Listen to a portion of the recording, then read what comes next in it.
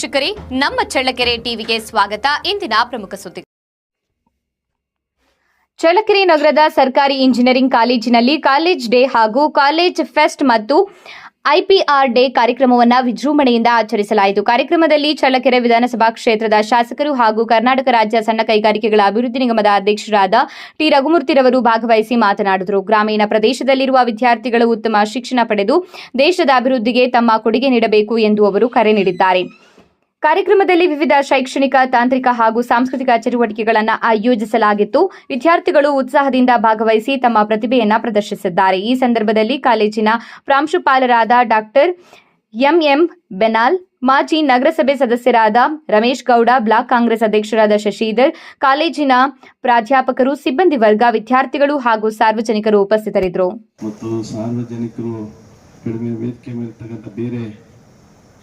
ನಮ್ಮ ಇವರು ಬಂದಿಲ್ಲಲ್ಲ, ನಗರಸಭೆಯ ಮಾಜಿ ಕೌನ್ಸಿಲರ್ಗಳವರು, ನಮ್ಮ ಬ್ಲಾಕ್ ಕಾಂಗ್ರೆಸ್ ಅಧ್ಯಕ್ಷರೆಲ್ಲ ಬಂದಿರಲ್ಲೇ ಇದ್ದಾರೆ.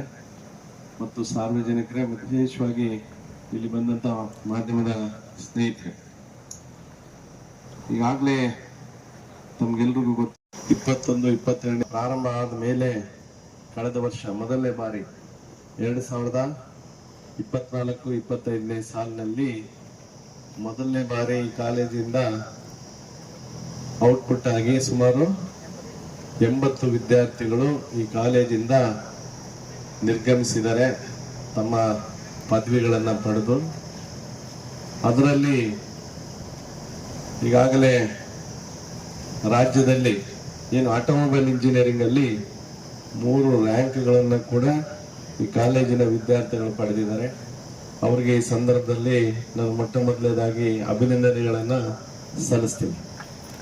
ಯಾಕಂದರೆ ಈ ಕಾಲೇಜು ಹೊಸದಾಗಿ ಪ್ರಾರಂಭ ಆಗಿ ರಾಜ್ಯ ಮಟ್ಟದಲ್ಲಿ ಚಳ್ಳಕೆರೆ ಅಂತ ಒಂದು ತಾಲೂಕಾ ಕೇಂದ್ರದಲ್ಲಿ ಇರ್ತಕ್ಕಂಥ ಕಾಲೇಜ್ ಓದಂಥ ಮಕ್ಕಳು ಇಲ್ಲಿ ಆಟೋಮೊಬೈಲ್, ವಿಶೇಷವಾಗಿ ಗ್ರಾಮೀಣ ಪ್ರದೇಶದ ವಿದ್ಯಾರ್ಥಿನಿಯರು ಮತ್ತು 3 ಜನ ವಿದ್ಯಾರ್ಥಿನಿಯರ 3 ರ್ಯಾಂಕ್ 3 ಜನ ವಿದ್ಯಾರ್ಥಿನಿಯರು ರ್ಯಾಂಕನ್ನು ಪಡೆದು ಕಾಲೇಜಿಗೆ ಒಂದು ಹೆಸರನ್ನು ತಂದುಕೊಟ್ಟಿದ್ದಾರೆ. ಜೊತೆಗೆ ಅವರು ವೈಯಕ್ತಿಕವಾಗಿ ಅವರ ಒಂದು ಪ್ರತಿಭೆಯನ್ನು ತೋರಿಸೋದ್ರ ಮುಖಾಂತರ ಅವರ ವೃತ್ತಿ ಜೀವನ ಇರ್ಬೋದು, ಮುಂದಿನ ಸಾಧನೆಗೆ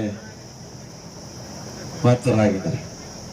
ಹಾಗಾಗಿ ಅವರಿಗೆ ಅಭಿನಂದನೆಗಳನ್ನು ಸಲ್ಲಿಸ್ತಾ, ನಾನು ಆಕ್ಚುಲಿ ಅವ್ರನ್ನ ಇಲ್ಲಿ ಕರೆಸಿ ಇವತ್ತು ಸನ್ಮಾನ ಇಟ್ಟಿರ್ತಾರೆ ಅಂತ ಮಾಡಿದೆ.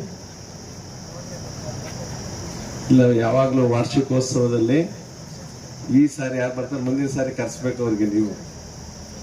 ಹಾಗಾಗಿ ಆ ರೀತಿಯಂತ ವ್ಯವಸ್ಥೆ ಇರುತ್ತೆ ಅಂತ ಭಾವಿಸಿದೆ. ಬಹುಶಃ ಮುಂದಿನ ಬಾರಿ, ಈಗಾಗಲೇ ಬೆನಾಲ್ ಅವರು ಹೇಳಿದ್ರು, ಯಾಕಂದ್ರೆ ಯಾವ್ದಾದ್ರು ಒಂದು ಸಂದರ್ಭದಲ್ಲಿ ನಾವು ಒಂದು ಪೊಸಿಷನ್ ಪಡೆದ ಮೇಲೆ ಅದನ್ನ ಉಳಿಸ್ಕೋಬೇಕು. ನಾವು ಉಳಿಸ್ಕೊಂಡು ಇನ್ನು ಮೇಲೆ ಸಾಧನೆಯನ್ನ ಮಾಡಬೇಕು. ಯಾವುದೋ ಒಂದು ಸಾರಿ ರ್ಯಾಂಕ್ ಬಂದ್ಬಿಡ್ತು ಅಂತ ಹೇಳಿ ಅದನ್ನೇ ಹೇಳ್ಬಾರ್ದು. ಪ್ರತಿ ಸಾರಿನೂ ಕೂಡ ಈ ಚಳ್ಳಕೆರೆ ಮೇಲೆ, ಇಲ್ಲಿ ಚಳ್ಳಕೆರೆ ಮೊದಲೇ ಬಾರಿನೇ ಇಲ್ಲಿ 3 ರ್ಯಾಂಕ್ ಬಂದಿದ್ದಾವೆ. ಎಕ್ಸ್ಪೀರಿಯನ್ಸ್ ಆಗ್ತಾ ಮತ್ತೆ ಪ್ರೇರಣೆ, ಈಗಾಗಲೇ 3 ಜನ ಬಂದಿದ್ದಾರೆ, ಇನ್ನೂ ಸಾರಿ ಜಾಸ್ತಿ ನಾವು ಕೂಡ ಬರಬೇಕಂತ ಒಂದು ಪ್ರೇರಣೆಯೊಂದಿಗೆ ಈ ವರ್ಷನೂ ಕೂಡ ಖಂಡಿತವಾಗ್ಲೂ ಈ ಕಾಲೇಜಿಂದ ಏನು ಈ 3 ಬ್ರಾಂಚ್ಗಳಿದ್ದಾವೆ ಅದರಲ್ಲಿ ನಾವು ರ್ಯಾಂಕ್ ಬರ್ತಾರೆ ಅಂತ ಹೇಳಿ ಮತ್ತು ರ್ಯಾಂಕನ್ನು ಗಳಿಸೋದ್ರ ಜೊತೆಗೆ ಹೆಚ್ಚಿನ ವಿದ್ಯಾರ್ಥಿಗಳು, ಎಷ್ಟು ಪರ್ಸೆಂಟ್ ಆಗಿತ್ತು ರಿಸಲ್ಟ್? 100%. ಹಾಗಾಗಿ ಅಂತ ಒಂದು ಫಲಿತಾಂಶವನ್ನ ಈ ಕಾಲೇಜಿಂದ ಬರಲಿ ಅಂತ ಹೇಳಿ ಆಸ್ತಾ, ವಿಶೇಷವಾಗಿ ಫೈನಲ್ ಇಯರ್ ಇರ್ತಕ್ಕಂಥ ವಿದ್ಯಾರ್ಥಿಗಳು ಎಲ್ಲ ಎಕ್ಸಾಮ್ ಎಲ್ಲ ಮುಗ್ದಿದ್ಯಾ, ಇನ್ನು ಆಗ್ಬೇಕು. ಹಾಗಾಗಿ ಅವರಿಗೆ ಶುಭವನ್ನು ಕೋರ್ತಾ, ಇನ್ನೂ ಈಗೇನು ವೇಳೆ ಉಳಿದಿದೆ ಅದರಲ್ಲಿ ಇನ್ನೂ ಎಫರ್ಟ್ಸ್ ಹಾಕಿ ಹೆಚ್ಚಿನದಾಗಿ ಅಂಕಗಳನ್ನು ಪಡೆದು ಹೆಚ್ಚಿನ ರ್ಯಾಂಕ್ಗಳು ಬರಲಿ ಅಂತ ಹೇಳಿ ಆಶಿಸ್ತಾ, ವಿಶೇಷವಾಗಿ ಯಾವತ್ತೂ ಕೂಡ ನಿಮಗೆಲ್ಲ ಗೊತ್ತಿರುವಂತೆ ಈಗಾಗಲೇ ಮೊನ್ನೆ ಇಲ್ಲಿ SLC ರಿಸಲ್ಟ್ ಬಂತು. SLC ರಿಸಲ್ಟ್ ಬಂದಂಥ ಸಂದರ್ಭದಲ್ಲಿ ನಮ್ಮ ಚಳ್ಳಕೆರೆ ತಾಲೂಕಿನ ಎಲ್ಲ SLC ವಿದ್ಯಾರ್ಥಿಗಳು 95.15%, ಅಂದರೆ ನಮ್ಮ ಚಿತ್ರದುರ್ಗ ಜಿಲ್ಲೆಯಲ್ಲಿ ಮೊದಲನೇ ಸ್ಥಾನ. ಹೀಗಾಗಿ 95% ಮೇಲ್ಪಟ್ಟು ಇಲ್ಲಿ ಫಲಿತಾಂಶ ಬಂದಿದೆ. ಒಟ್ಟಾರೆಯಾಗಿ ನಮ್ಮ ಚಳ್ಳಕೆರೆಯಲ್ಲಿ, ನಮ್ಮ ಚಿತ್ರದುರ್ಗ ಜಿಲ್ಲೆಯಲ್ಲಿ ಚಿತ್ರದುರ್ಗ ಜಿಲ್ಲೆ 92.18 ಬಂದಿದೆ. ಹಾಗಾಗಿ ಶಿಕ್ಷಣಕ್ಕೆ ಬಹಳಷ್ಟು ಶಕ್ತಿ. ನೀವು ವಿಶೇಷವಾಗಿ ತಾಂತ್ರಿಕ ಒಂದು ಇಂಜಿನಿಯರಿಂಗ್ ಕಾಲೇಜಲ್ಲಿ ಸೇರಿ ತಾಂತ್ರಿಕ ಪದವಿಯನ್ನು ಪಡೆಯೋದರ ಜೊತೆಗೆ ನಿಮ್ಮ ವೃತ್ತಿ ಜೀವನವನ್ನು ತಾವು ಪಡೆಯುವಂಥ ಒಂದು ಸಂದರ್ಭ ಇದೆ. ಹಾಗಾಗಿ ನಾವೆಲ್ಲರೂ ಈ ಸಂದರ್ಭದಲ್ಲಿ, ಯಾಕಂದರೆ ನಾನು ಕೂಡ ಕಳೆದು 20 ವರ್ಷ ಸರ್ಕಾರಿ ಸೇವೆಯಲ್ಲಿದ್ದು ನಾನು ಆಮೇಲೆ ಅದಕ್ಕೆ ರಾಜೀನಾಮೆಯನ್ನು ಸಲ್ಲಿಸಿ ನಾನು ಈ ಒಂದು ರಾಜಕೀಯ ರಂಗಕ್ಕೆ ಬಂದಿದ್ದೀನಿ. ಖಂಡಿತವಾಗ್ಲೂ ಕೂಡ ನೀವೆಲ್ಲರೂ ನೆಪ ಮಾತ್ರಕ್ಕೆ ಯಾರು ಕೂಡ ಓದಬಾರ್ದು. ಯಾಕೆಂದರೆ ನಿಮ್ಮ ಮೇಲೆ ನಿಮ್ಮ ಜವಾಬ್ದಾರಿ ಭಾಳಷ್ಟು, ಜೊತೆಗೆ ನಿಮ್ಮ ಮೇಲೆ ಭರವಸೆ ತಂದೆ ತಾಯಿಗಳು ಭಾಳಷ್ಟು. ಮೊದಲನೇದಾಗಿ ಸಮಾಜ, ದೇಶ ಆಮೇಲೆ ಬರ್ತದೆ. ಮೊದಲನೇದಾಗಿ ನನ್ನ ಮಗ, ನನ್ನ ಮಗಳು ಇಂಜಿನಿಯರಿಂಗ್ ಕಾಲೇಜಿಗೆ ಸೇರಿದ್ದಾರೆ. PUC ನೀವೆಲ್ಲ ಮೊದಲಿಂದನೂ ಕೂಡ SLC ಇರ್ಬೋದು, PUC ಇರ್ಬೋದು, ಒಳ್ಳೆ ಅಂಕಗಳನ್ನು ಪಡೆದು ನಿಮ್ಮ ತಂದೆ ತಾಯಿಗೆ ಒಂದು ಭರವಸೆ ಮೂಡಿಸಿರ್ತೀರ. ಅದರ ನಂತರ ಇಂಜಿನಿಯರಿಂಗ್ ಸೇರಿದ ಮೇಲೆ ಇನ್ನು 4 ವರ್ಷ ಆದಮೇಲೆ ನನ್ನ ಮಗ, ನನ್ನ ಮಗಳು ಪದವಿಯನ್ನು ಪಡೆದು ವೃತ್ತಿ ಜೀವನದಲ್ಲಿ ಸೇರ್ತಾರೆ ಅಂತೇಳಿ ಅವರು ಕನಸು ಕಾಣ್ತಾ ಇರ್ತಾರೆ. ಹಾಗಾಗಿ ತಾವೆಲ್ಲರೂ ಏನೋ ಒಂದು, ಕೆಲವರಿಗೆ ಬೇರೆ ಬೇರೆ ವ್ಯವಸ್ಥೆ ಇರ್ತಾರೆ. ಭಾಳಷ್ಟು ಜನ ತಾವು ಖಂಡಿತವಾಗ್ಲೂ ಓದಲೇಬೇಕು, ಸಾಧನೆ ಮಾಡಲೇಬೇಕು ಅಂತ ಹೇಳ್ತೀರಾ. ತಮಗೆ ಇರ್ತಕ್ಕಂಥ ಇಂಟೆಲಿಜೆನ್ಸ್ ಏನಿದೆ, ಒಂದು ಬುದ್ಧಿವಂತಿಕೆ ಜೊತೆಗೆ ನಮಗೆ ಇಚ್ಛಾಶಕ್ತಿ ಬಹಳಷ್ಟು ಮುಖ್ಯ ಆಗ್ತದೆ. ಸ್ವಲ್ಪ ಮಾಡಿದ್ದೀನಿ, ಇರಿಗೇಷನ್ ಕೆಲಸ ಇರ್ಬೋದು, ಬೇರೆ ಆರೋಗ್ಯದ ವ್ಯವಸ್ಥೆ ಎಲ್ಲ ಮಾಡಿದ್ರು ಇಡೀ ಅಧ್ಯಯನತೆ ಜೊತೆಗೆ ಆ ಒಂದು ನೆನಪಲ್ಲಿ ಸಾರ್ಥಕವಾದ ಒಂದು ಕೆಲಸ ಅಂತ ಹೇಳಿ ಭಾವಿಸ್ತೀನಿ. ಹಾಗಾಗಿ ಇಲ್ಲಿ ಓದಂತ ಎಲ್ಲ ಇಂಜಿನಿಯರಿಂಗ್ ವಿದ್ಯಾರ್ಥಿಗಳು ಅವರ ವೃತ್ತಿ ಜೀವನ ಬಹಳಷ್ಟು ಸುಖಮಯವಾಗಿರ್ಬೇಕು ಅಂತ ಹೇಳಿ, ಉಜ್ವಲವಾಗಿರ್ಬೇಕು ಅಂತ ಹೇಳಿ ನಾನು ಬಯಸ್ತೇನೆ. ಕಾರಣ ಇಷ್ಟೇ ನೋಡಿ, ನಾನು UBDT ಕಾಲೇಜಲ್ಲಿ ಓದಿದ್ದು. ಈಗ UBDT ಅಂತ ಇದೆ, ಮೊದಲು BDT ಕಾಲೇಜ್ ಅಂತ ಇತ್ತು. ನಾನು 85-86ನೇ ವರ್ಷದಲ್ಲಿ ಫೈನಲ್ ಇಯರ್ ಸಿವಿಲ್ ಇಂಜಿನಿಯರಿಂಗ್ ಪಡೆದು ಅಲ್ಲಿಂದ ತೇರ್ಗಡೆ ಬಂದಿದ್ದೆ. ಜೊತೆಗೆ ಈಗ ಆ ಕಾಲೇಜಿನ ಹಳೆಯ ವಿದ್ಯಾರ್ಥಿಗಳೆಲ್ಲ ಸೇರಿ ಪ್ಲಾಟಿನಂ ಜುಬ್ಲಿಯನ್ನು ಆಚರಣೆ ಮಾಡ್ತಾ ಇದ್ದಾರೆ ಮೇ 29-30ಕ್ಕೆ. ಅದಕ್ಕೆ ಭಾರತ ದೇಶದ ಉಪರಾಷ್ಟ್ರಪತಿಗಳು ಬರ್ತಾರೆ, ನಮ್ಮ ಮುಖ್ಯಮಂತ್ರಿಗಳು ಬರ್ತಾರೆ, ಉಪಮುಖ್ಯಮಂತ್ರಿಗಳು ಬರ್ತಾರೆ, ಜೊತೆಗೆ ಎಜುಕೇಶನ್ ಮಿನಿಸ್ಟರ್ ಬರ್ತಾರೆ. ಆ ಸಂದರ್ಭದಲ್ಲಿ ನಾವೆಲ್ಲ ನನ್ನನ್ನು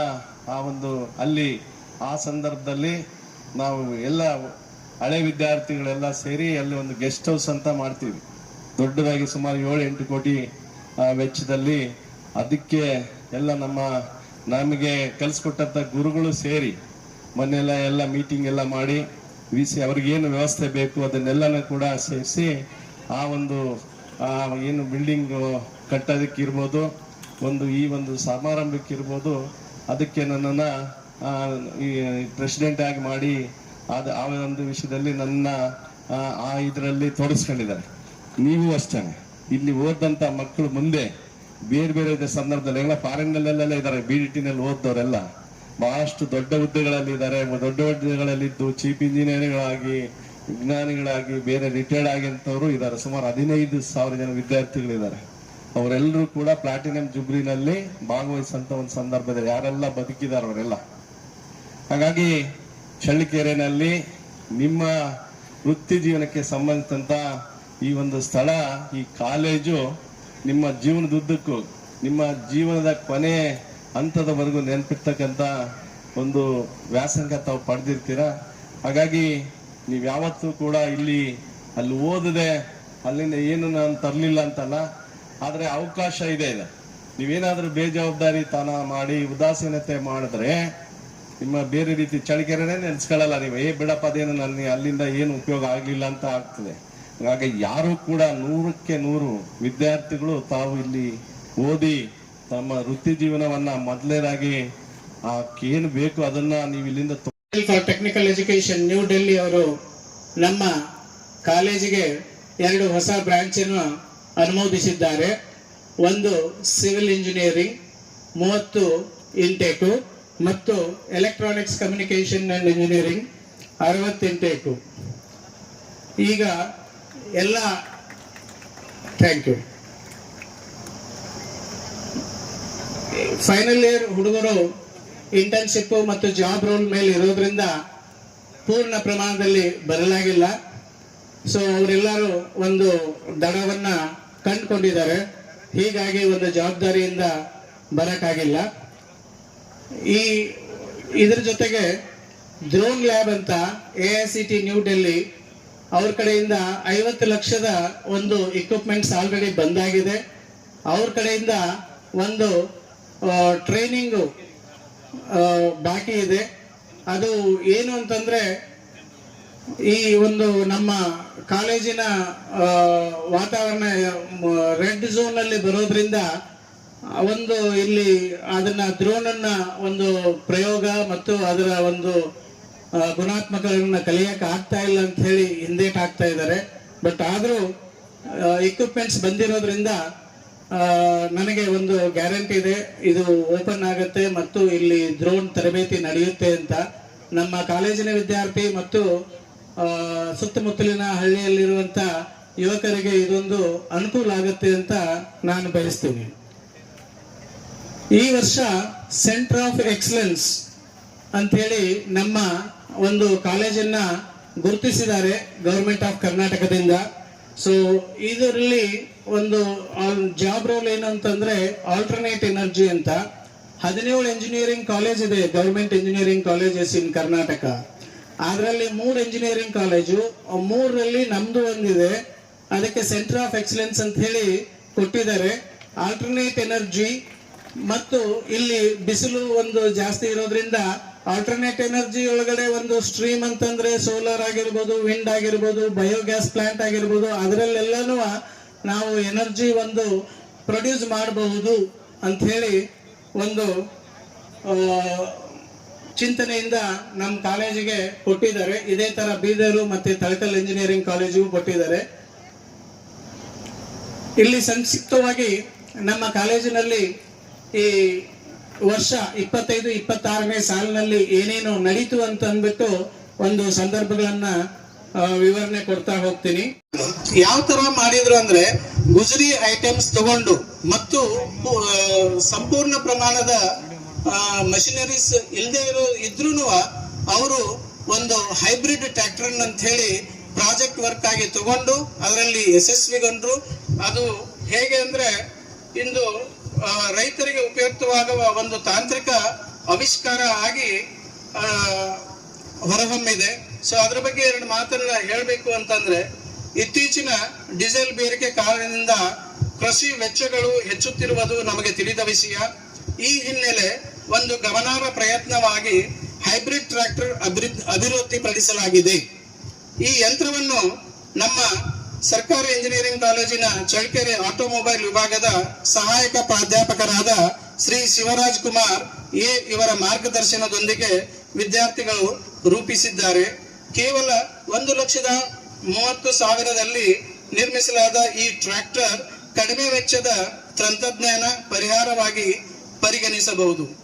ಈ ಟ್ರ್ಯಾಕ್ಟರ್ ಒಂದು ಹೈಬ್ರಿಡ್ ವಾಹನ ಆಗಿದ್ದು, ಇದು ಪೆಟ್ರೋಲ್ ಮತ್ತು ಎಲೆಕ್ಟ್ರಿಕ್ ಶಕ್ತಿ ಎರಡರಲ್ಲೂ ಕಾರ್ಯನಿರ್ವಹಿಸುತ್ತದೆ. ಇದರಲ್ಲಿರುವ ರೀಜನರೇಟಿವ್ ವ್ಯವಸ್ಥೆ ಮೂಲಕ ಪೆಟ್ರೋಲ್ ಬಳಕೆಯ ವೇಳೆ ಬ್ಯಾಟರಿ ಚಾರ್ಜ್ ಆಗ್ತಾ ಇರುತ್ತೆ.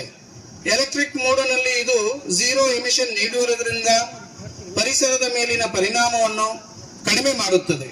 ಈ ಮಾದರಿಯನ್ನು ನಿರ್ಮಿಸಲು ವಿದ್ಯಾರ್ಥಿಗಳು ಮುಖ್ಯವಾಗಿ ಹಳೆಯ ಮತ್ತು ಬಳಕೆಯಿಲ್ಲದ ವಸ್ತುಗಳನ್ನು ಉಪಯೋಗಿಸಿದ್ದಾರೆ.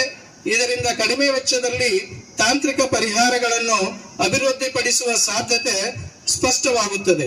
ಜೊತೆಗೆ ಈ ಯಂತ್ರವು ಸಣ್ಣ ಮತ್ತು ಮಧ್ಯಮ ರೈತರಿಗೆ ಆರ್ಥಿಕವಾಗಿ ಸಹಾಯಕವಾಗುವ ಸಾಧ್ಯತೆ ಇದೆ. ಈ ಆವಿಷ್ಕಾರವು ತಾಂತ್ರಿಕ ಶಿಕ್ಷಣ, ಪ್ರಾಯೋಗಿಕ ಜ್ಞಾನ